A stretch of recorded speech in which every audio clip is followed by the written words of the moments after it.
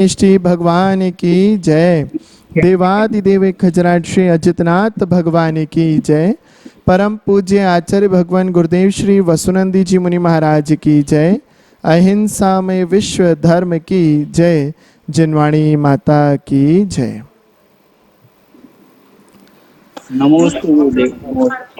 आचार्य भगवान माघ नंदी जी मुनिराज द्वारा विरचित यहाँ पर शास्त्र सार समुच्चय ग्रंथ को हम लोग पढ़ने के लिए तत्पर हैं। कल हम लोगों ने देखा था कि काल 3 प्रकार का होता है और 2 प्रकार का होता है। साथ ही हम लोगों ने यह भी देखा था कि अवसर्पणी काल और उत्सर्पणी काल दोनों 10 कोड़ा कोड़ी सागर के हैं और उनका जोड़ एक कल्प काल होता है। अब यहाँ पर जो अवसर्पणी काल और उत्सर्पणी काल है, संगीता जी अपना माइक ऑफ कर लीजिए। संगीता जी माइक म्यूट कर लीजिए।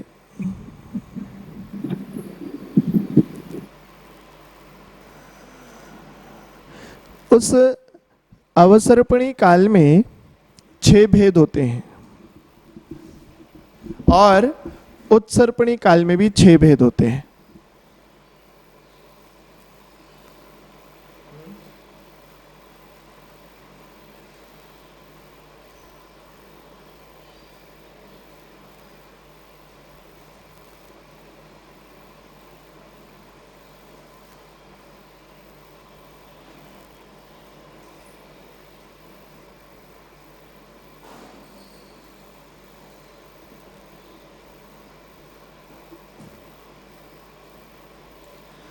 ये एक कल्प काल है पूरा।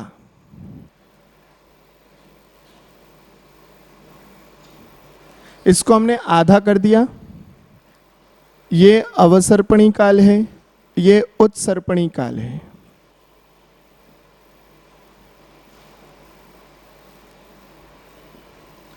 जैसे घड़ी में ऊपर 12 होता है, नीचे 6 होता है, इधर 3 इधर 9 होता है। ऐसे इस घड़ी में काल चक्र में अब ये 12 बजे के बाद का जितने का भी नीचे का टाइम आ रहा है, ये सब है अवसर्पणी काल।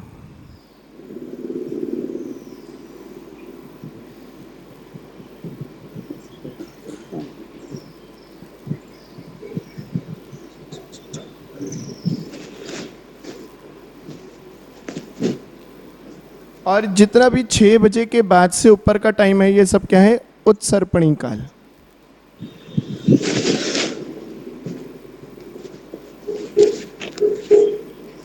ठीक है। अब यहां पर हम लोगों को ये 6 में और ये भी 6 में डिवाइड करना है।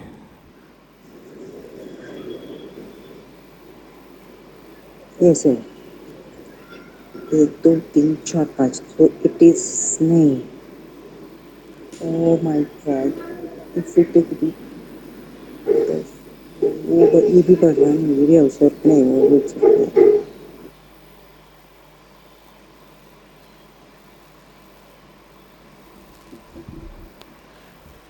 ये लगभग रेशियो इस तरह से है। स्क्रीन पर आपको मिल जाएगा। काल चक्र का डायग्राम आपको दिखाई देगा। अब ये जो आपको दिखाई दे रहा है स्क्रीन पर, ये 40% है।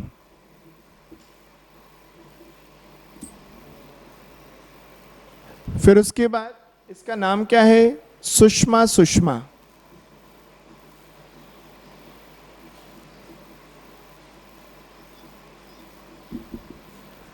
अर्थात श को ख करेंगे तो सुखमा सुखमा काल हो जाएगा।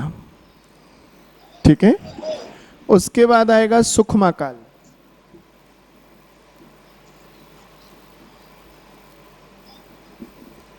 ये 30% है।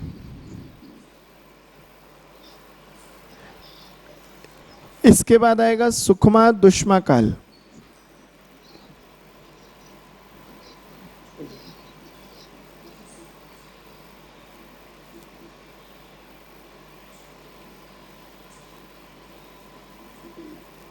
ये पूरे काल का जो अवसर्पणी काल का जो टाइम है उसका 20% है। ठीक,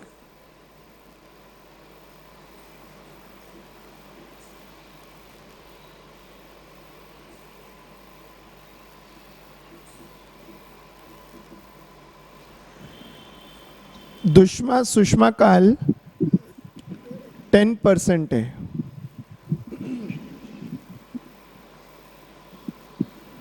अब क्योंकि इसमें जो माइनस किया है वो नगण्य है, वो एवरेज में 100% का कुछ भी नहीं है, इसलिए पंचम और षष्टम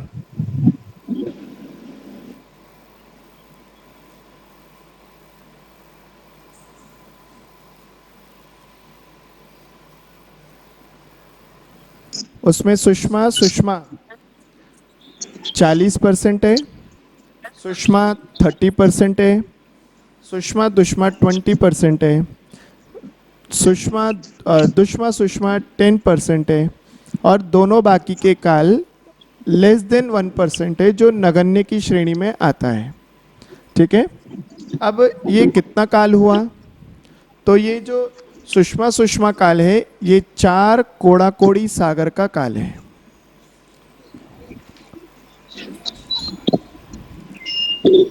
उससे पहले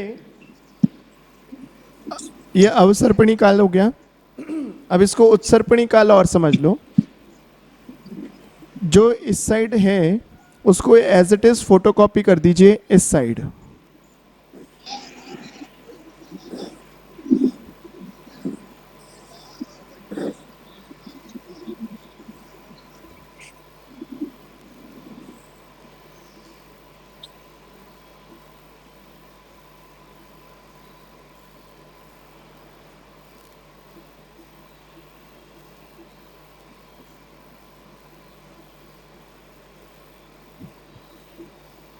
बिल्कुल एग्जैक्ट यहां से यहां कॉपी कर दीजिए।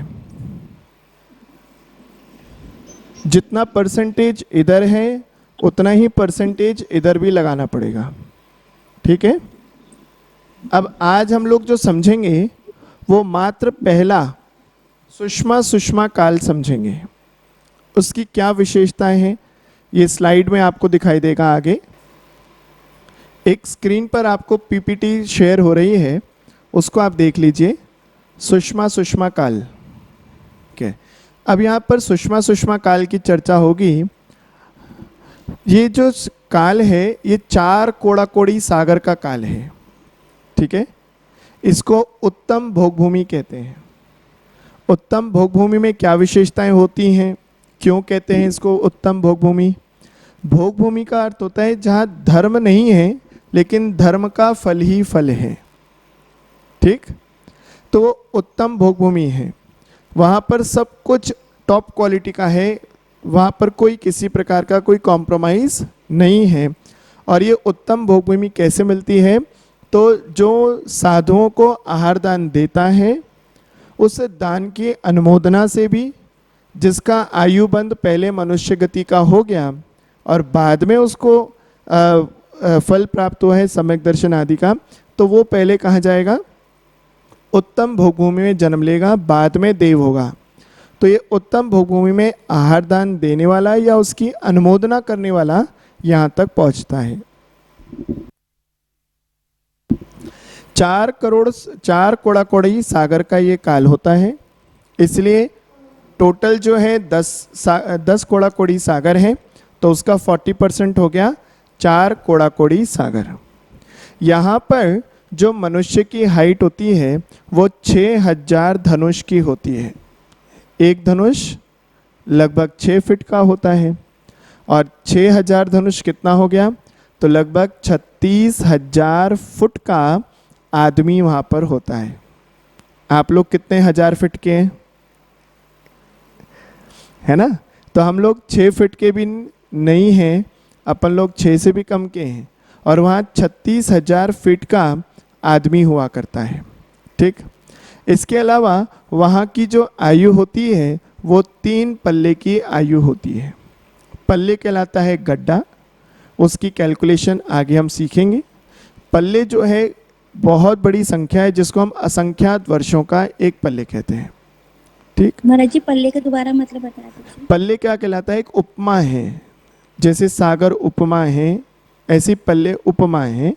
उपमा यानी ऐसा जैसे गड्ढा है, ऐसा छोटा गड्ढा जिसकी लंबाई चौड़ाई 2000 कोस की है, उसके अंदर वह बाल भरे गए और उसमें से जब बाल निकलता है उसका 100 वर्षों में एक बाल निकलता है तो वो कहलाता है पल्ले।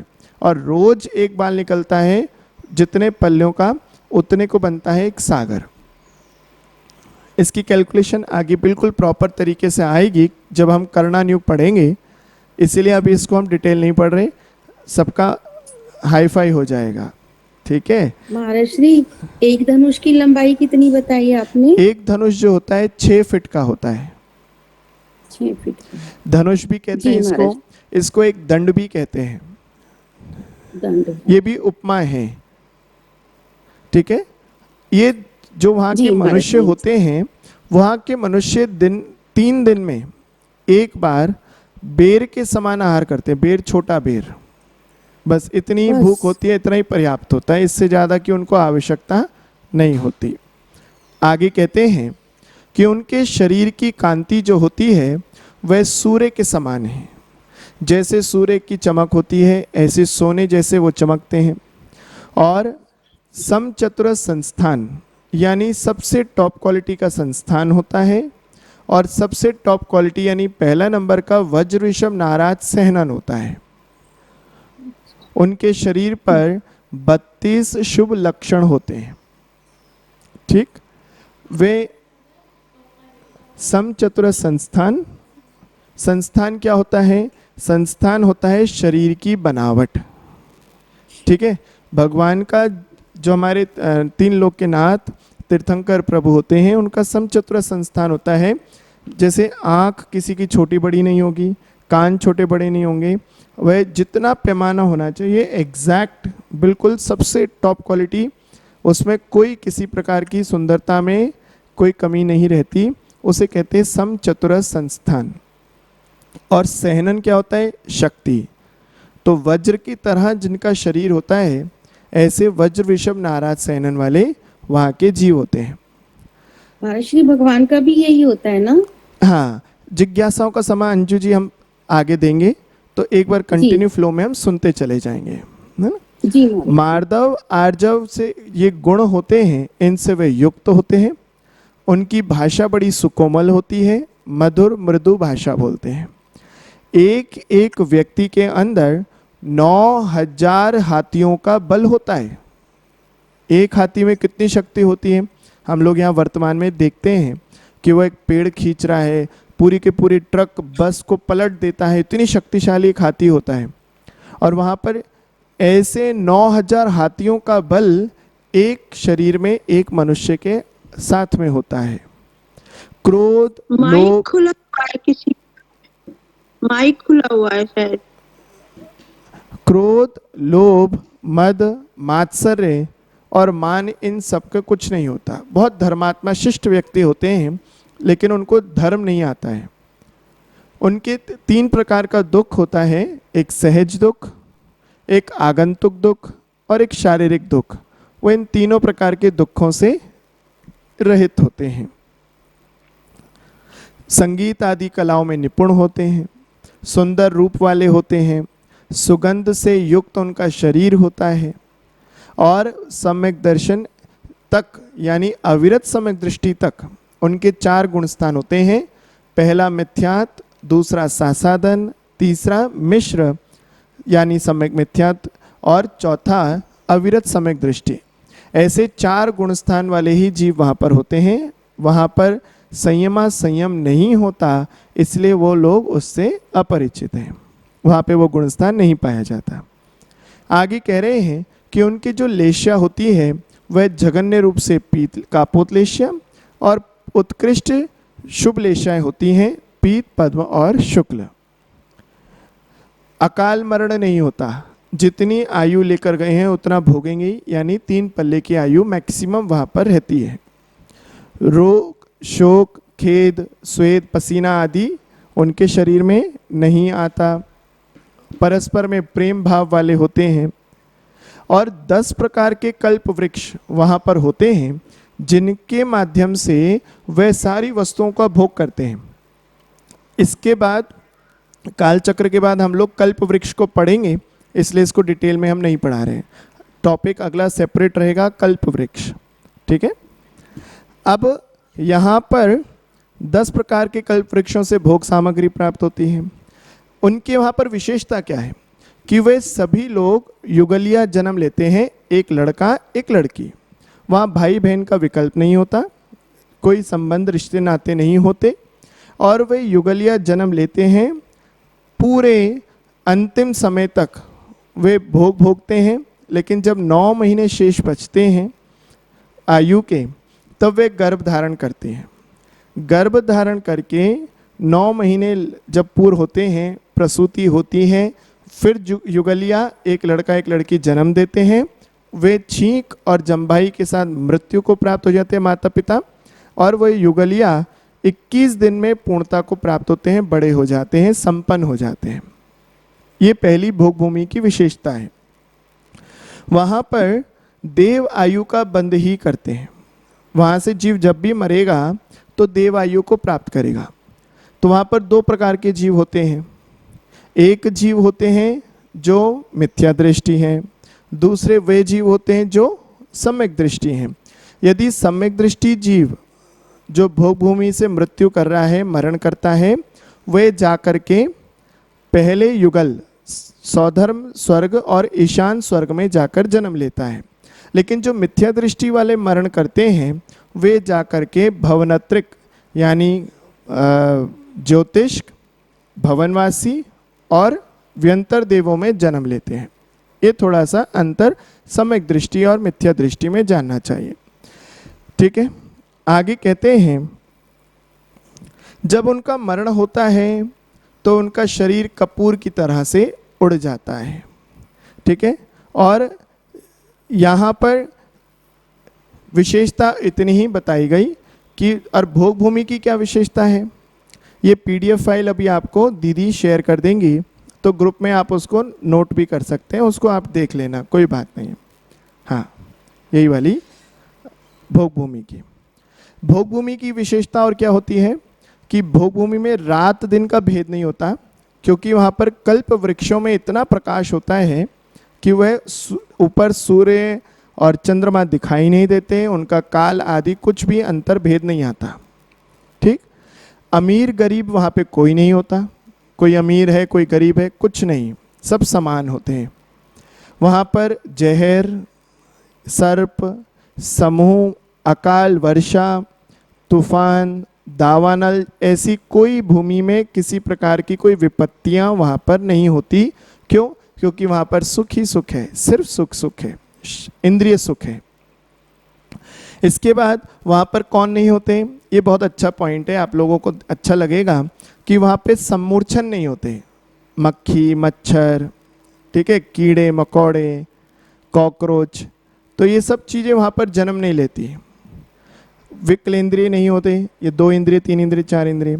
सम्मूर्छन मनुष्य भी नहीं होते, जो कांख में या स्तन आदि के नीचे या योनि स्थानों पर सम्मूर्छन जीव मनुष्य आकृति के जन्म लेते हैं, वह पंचेंद्रिय सम्मूर्छन जीव वहाँ पर नहीं होते। असैनी यानी मन से रहित पंचेंद्रिय भी नहीं होते।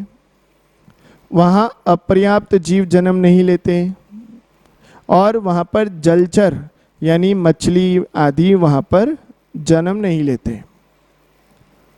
लेकिन जैसे मगरमच्छ है तो वो पानी में बाहर आ सकता है, जा सकता है, ऐसे जीव हो सकते हैं। मेंढक आदि वहाँ हो सकते हैं, वो निकल सकते हैं, जा सकते हैं। लेकिन जो पानी के ही आश्रित रहते हैं, ऐसे जलचर जीव वहाँ पर नहीं होते हैं। ठीक है। थलचर और नभचर, ये त्रियंचों के 2 भेद हैं, वो भी वहाँ पर होते हैं। उनका भी जन्म डबल ही होता है, युगल ही होता है, एक लड़का एक लड़की के रूप में ही होता है। स्थिति उनकी भी 3 पल्ले की आयु की होती है, बाकी सब कुछ समान रूप से चलता है। इस प्रकार से ये प्रथम भोग भूमि जो हमारी सुषमा सुषमा है, जिसका सबसे ज़्यादा शेयर है वह 40% का, वह यहाँ पर होता है। अब आपकी जिज्ञासा का समय है, लगभग 24 मिनट का व्याख्यान हो गया है। अब आपको जो समझ में आता है वो पूछ लीजिए। अतिशय अपना माइक ऑफ कर लो।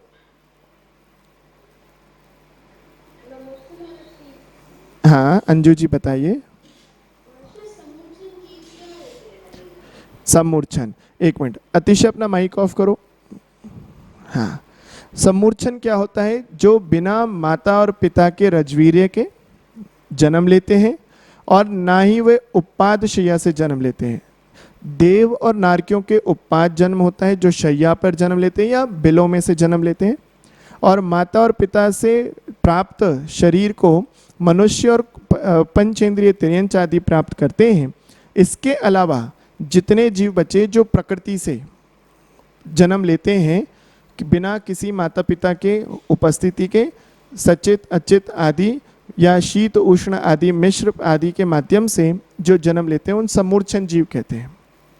जैसे मच्छर आदि, पेड़ पौधे, ये सब सम्मूर्छन है। 4 इंद्रिय तक के जीव सब सम्मूर्छन ही होते हैं। असंगी पंचेंद्रिय भी। हाँ,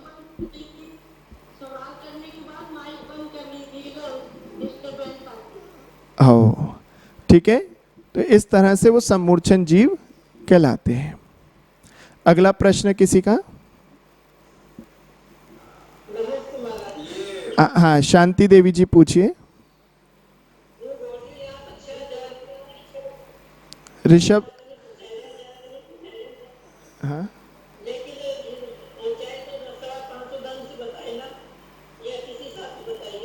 525 धनुष जो मैक्सिमम हाइट है वो चौथे काल में आएगी।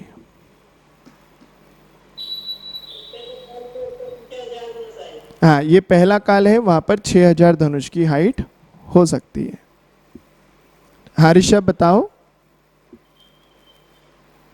ये मतलब इनका शरीर कैसे तैयार होता है? इनका शरीर मतलब जैसे अपना शरीर तैयार होता है तो चलता है, तो इनका किस तरीके से होता है? इसके अंदर कुछ अलग ओस की बूंद के समान हट जाता है पूरा शरीर? हाँ बिल्कुल, कपूर की तरह उड़ जाता है। जैसे ओस की बूंद कब सूख जाती है, कहाँ गई पता नहीं चलता, अवशेष कुछ नहीं बचता, ऐसे ही यहाँ पर भी अवशेष शेष नहीं रहते, सब समाप्त हो जाता है। और इनकी जीवन का मतलब स्टार्टिंग होती है उनकी प्रक्रिया क्या होती है? इसके अंदर लंबी चौड़ी प्रक्रिया बता रही है। हाँ, 21 दिन में वो 3 दिन पे पहले लेते हैं, फिर जन्म लेते हैं, फिर वो इस तरह से उनका टाइम शेड्यूल रहता है। ये 3 दिन का होता है, फिर आगे 5 दिन का होगा, फिर अगले में 7 दिन का हो जाएगा। मतलब 3 दिन के अंदर चलना सीख। हाँ, ये पीडीएफ में आपके लिए दिया हुआ है, ग्रंथ की पीडीएफ जो मिली है उसमें दिया हुआ है। हाँ अंकित जी। हाँ रुचि जी। अंकित का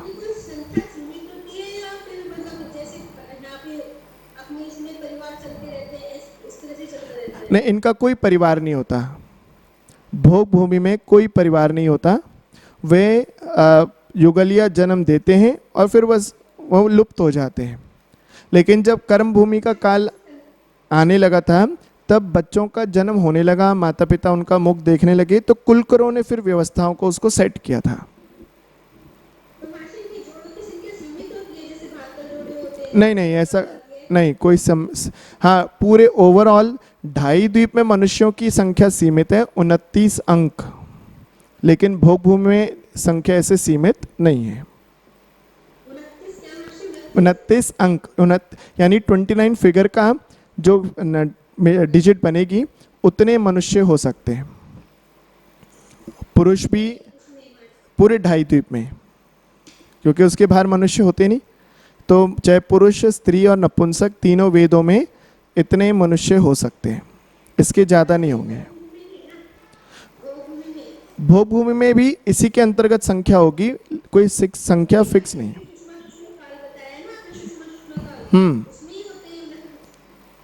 उसमें 29 अंक, नहीं, 29 अंक पूरे ढाई द्वीप में, भरत क्षेत्र, विदेह क्षेत्र, एरावत क्षेत्र और भोगभूमि, मध्यम, उत्तम, जघन्य, सब में ही मिलाकर के जितने मनुष्य हो सकते हैं वो सब मैक्सिमम 29 फिगर के हो सकते हैं। ठीक है, सोल जी कुछ कह रहे हैं। आश्रा प्रथम का माइक चलो हो गया। हाँ आ रही है, सोल बताइए। मतलब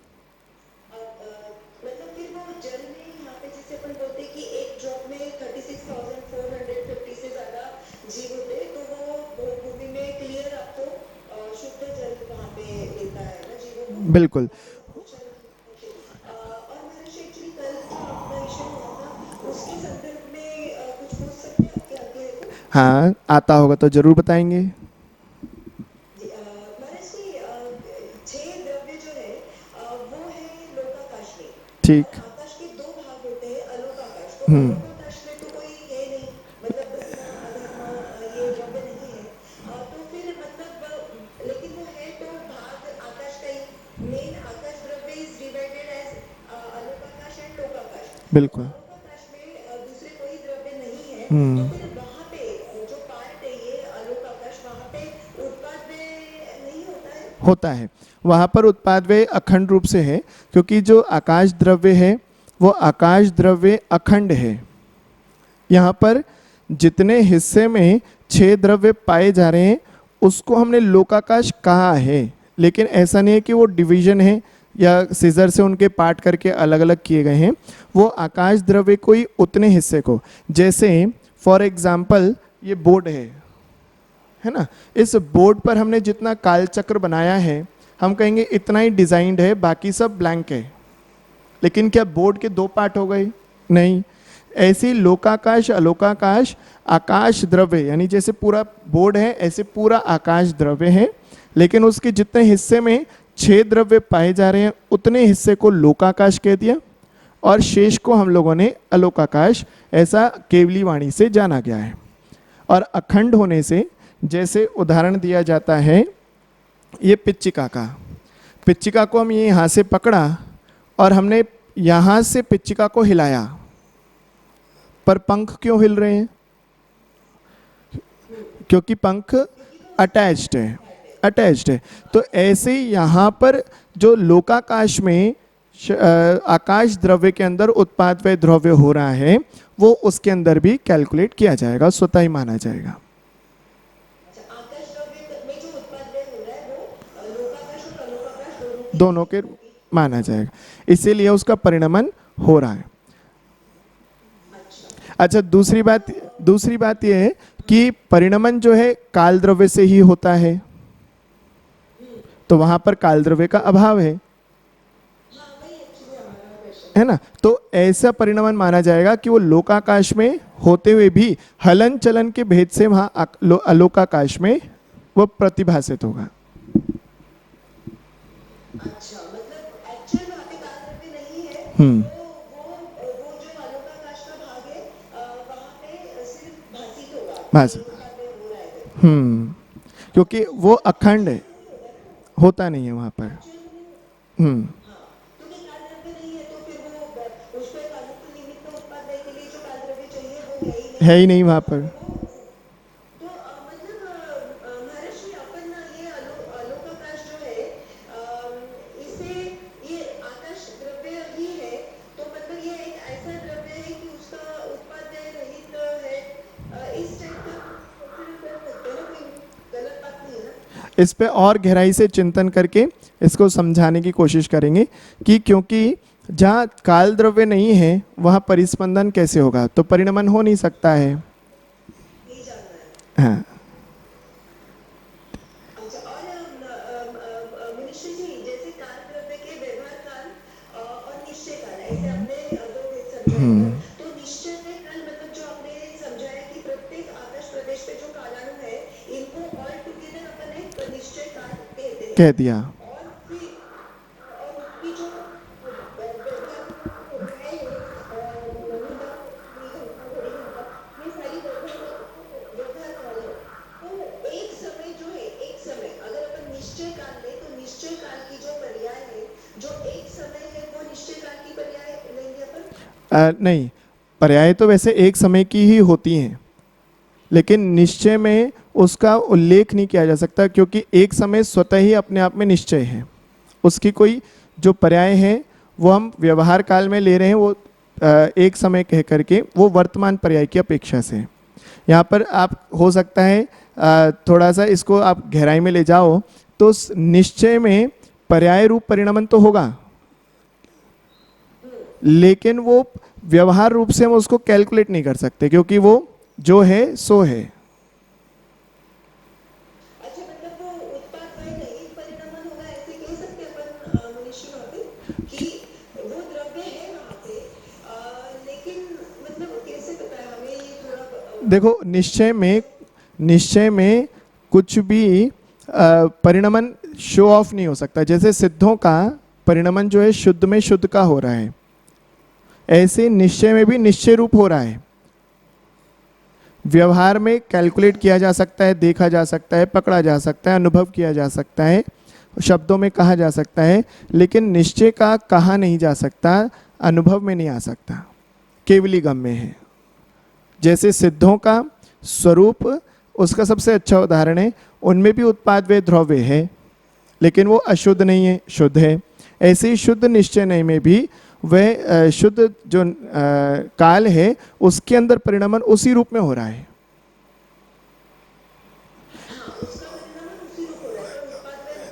होगा, बिल्कुल होगा। ज्ञान गम्य है, उत्पाद व द्रव्य तो होगा। और मनुष्य जी एक और था, जैसे अपन ने काल द्रव्य को व्यवहार काल और निश्चय काल ऐसे आ जाता है ये, तो वो बाकी द्रव्यों में जैसे व्यवहार जीव निश्चय जीव, व्यवहार पुद्गल निश्चय पुद्गल, ऐसे नहीं होता है ना? लगाने को लगा सकते हैं, क्या बात है? हाँ, क्यों नहीं लगा सकते? निश्चय जीव संसारी है, व्यवहार जीव, और व्यवहार राशि, उसी को हम लोग व्यवहार राशि कहते हैं, संसारी जीव को।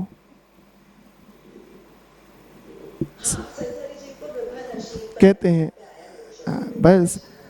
और पुद्गल को भी हम ऐसे लगा सकते हैं कि परमाणु जो है शुद्ध है और बाकी जो स्कंद रूप हो गया है वो व्यवहार हो गया।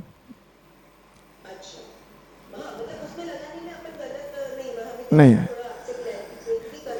लगा सकते।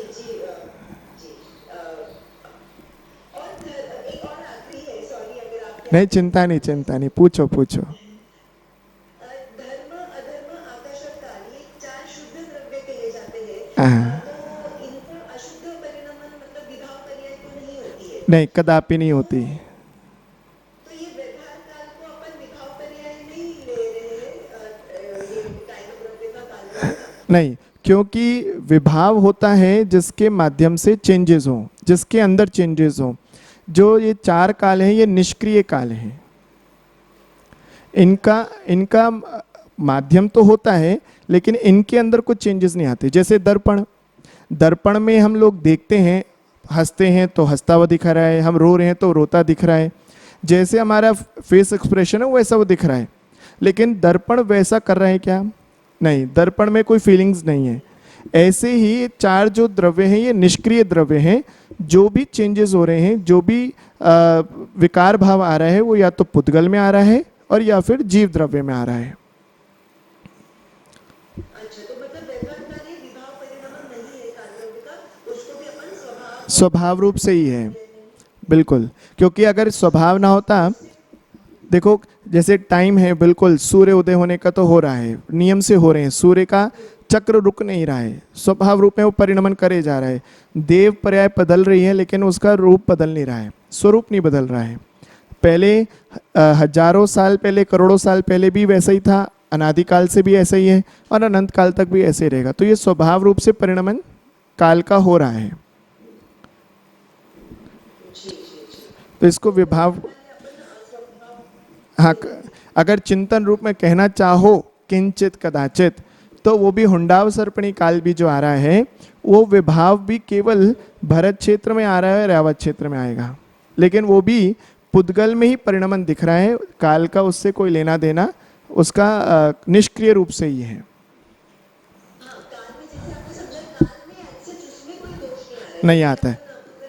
जीव जा रहे तो अशुद्ध निश्चय जैसे कहते कि राजवंश जीव ने किए, हाँ उसका कर्ता जीव है, लेकिन हाँ। वो काल को वहाँ पे आरोप भी नहीं जा रहा है ये।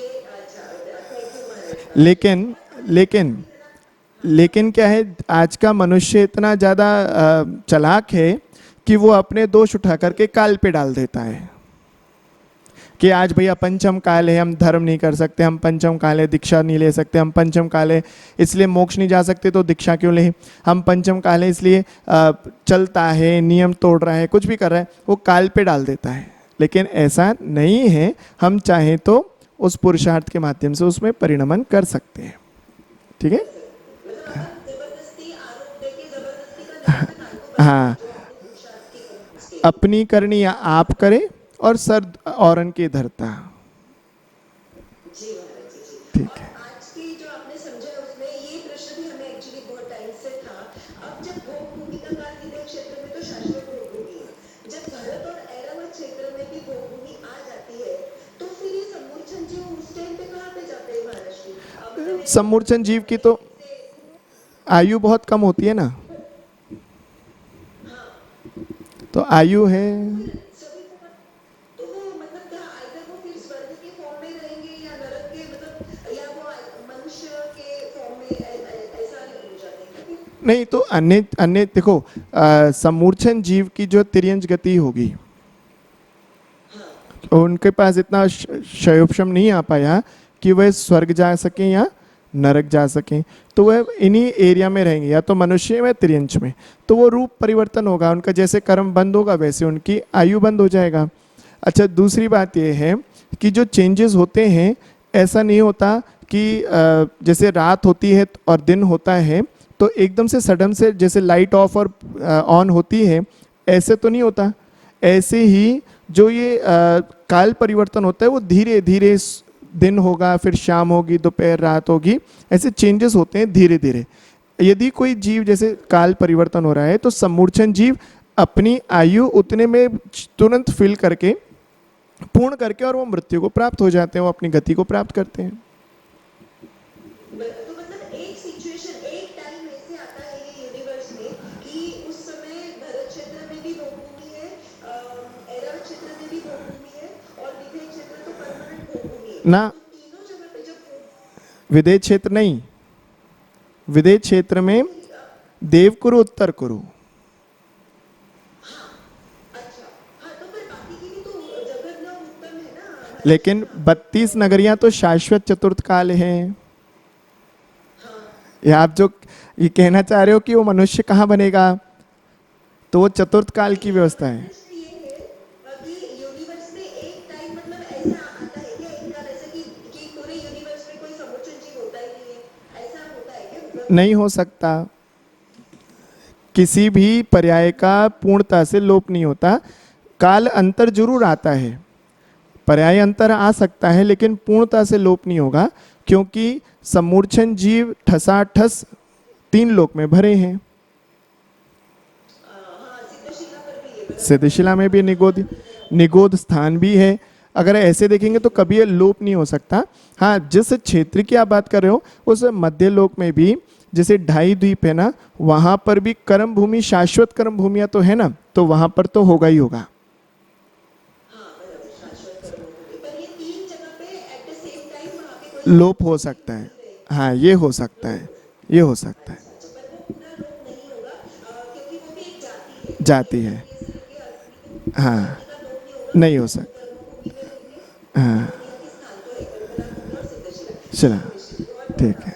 हाँ, और आज जिज्ञासाएं पूर्णतः, हाँ वीना जी ने हाथ उठाया है, बताइए वीना जी। नमस्ते महाराज जी। ये जो नवचर होते हैं वहाँ पर तो वो मतलब पक्षी हाँ, वो भी जुगल होगा, जुगल होगा बिल्कुल, और बस और चल जलचर भी युगल ही होंगे। जीव जब भी जन्म ले, हाँ हो सकते हैं, ठीक है। वैसे असंख्यात इसलिए क्योंकि तिर्यंच है, मनुष्य तो संख्यात ही होंगे। अंजू जी।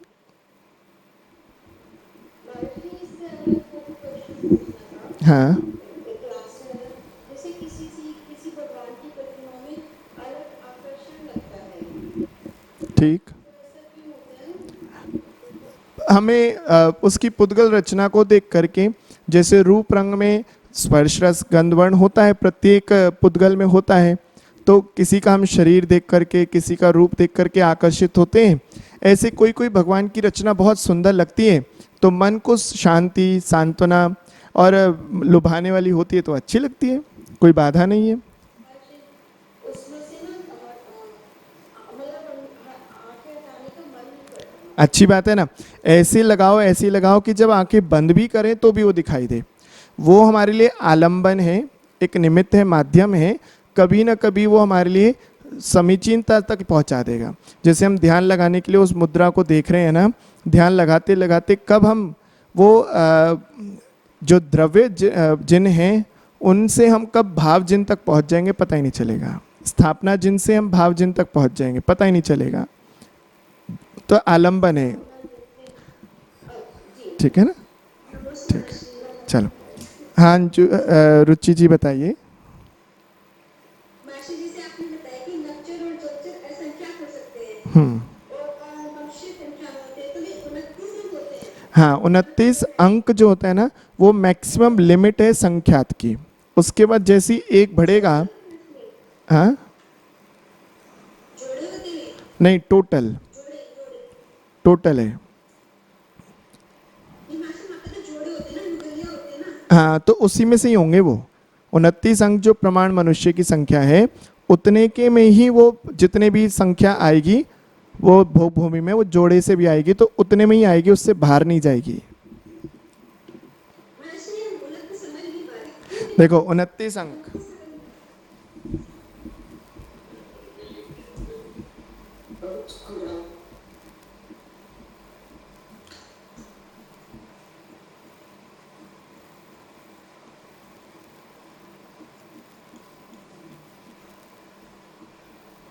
ऐसे लिखते जाओ। इसकी एक प्रॉपर फिगर दी है शास्त्रों में, मुझे याद नहीं है तो मैं वो नहीं लिख रहा हूँ। लेकिन जैसे ये 29 अंक लिखते जा रहे हैं ना, तो ये कितने 1 2 3 4 5 6 7 8 9 10 11 12 13 14 15 16 17 18 19 20 21 22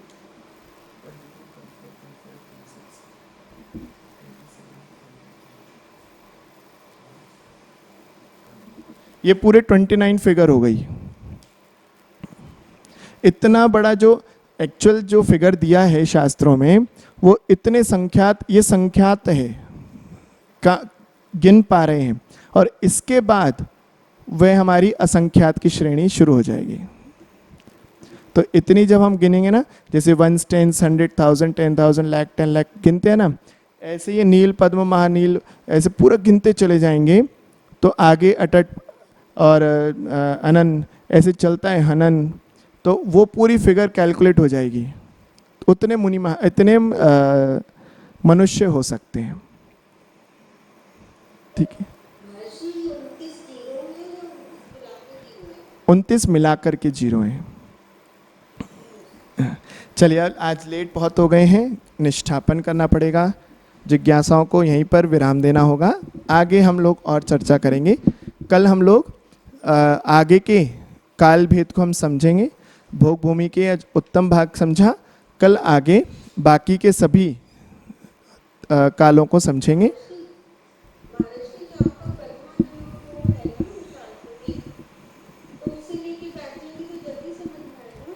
उसमें भी हो सकता है। अभी नया भाग आ रहा है कर्णानियोग का,